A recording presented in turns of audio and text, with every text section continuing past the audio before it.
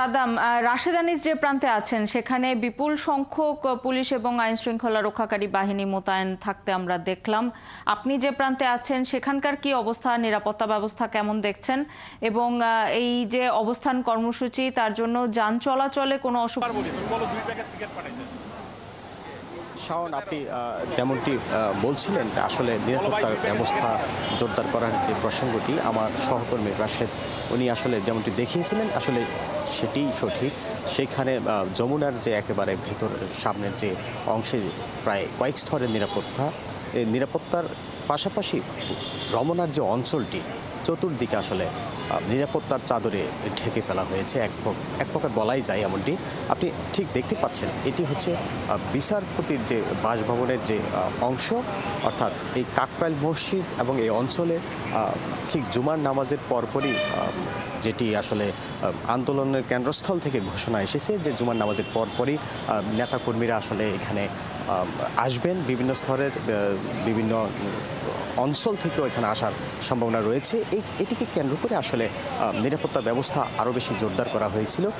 সকালে আমরা শুধুমাত্র পুলিশ বা গোয়েন্দা সংস্থায় দেখেছিলাম, পাশাপাশি এখন আমরা কিছু কিছু সময়ে দেখেছি যে সেনাবাহিনীর টহল রয়েছে, পাশাপাশি এপিবিএনের সদস্যরাও এখানে বিপুল পরিমাণের সদস্য এখানে অবস্থান করছেন, এবং আমরা ঊর্ধ্বতন যে কর্মকর্তারা রয়েছেন তাদের সঙ্গে কথা বলেছি। তারা যেমনটি জানিয়েছেন যে রাজধানীতে আজ এই আন্দোলনকে ঘিরে কোনো ধরনের যাতে বিশৃঙ্খলা না হয় সেটিকে তারা অধিক প্রাধান্য দিয়ে বিভিন্ন পয়েন্টে পয়েন্টে তারা নিরাপত্তা ব্যবস্থা জোরদার করেছেন।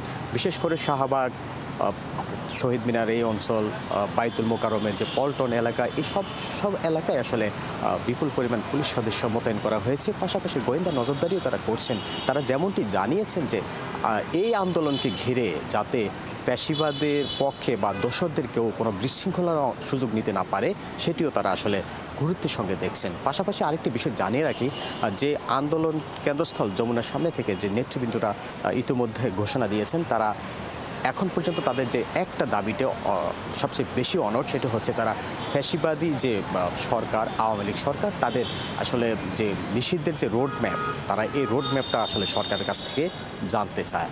আর এটি যতক্ষণ পর্যন্ত না তাদের কাছে না আসবে বা এই ঘোষণা না আসবে ততক্ষণ পর্যন্ত তারা অবস্থান করবেন। সেই প্রেক্ষিতে আমাদের নিরাপত্তা কর্মীরাও আসলে অনেকটা সতর্ক রয়েছেন যে জুমার নামাজের পর কি হতে পারে।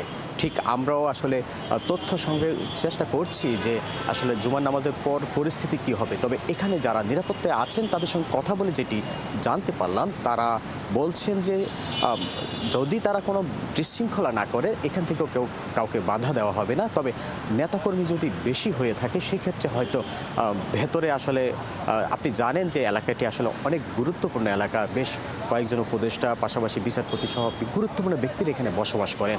সেক্ষেত্রে এই অঞ্চলের নিরাপত্তার বিষয়টিকে প্রাধান্য দিয়ে আসলে ঠিক কী পরিমাণ মানুষের জড়ো হতে পারে সেটার উপর ভিত্তি করে নিরাপত্তা বাহিনী পরবর্তী পদক্ষেপ নেবেন বলে আমাদেরকে জানিয়েছে। খবর রাখতে থাকুন সাদ্দাম হোসাইন, নিশ্চয়ই আবারও প্রয়োজনে ফিরবো আপনার কাছে।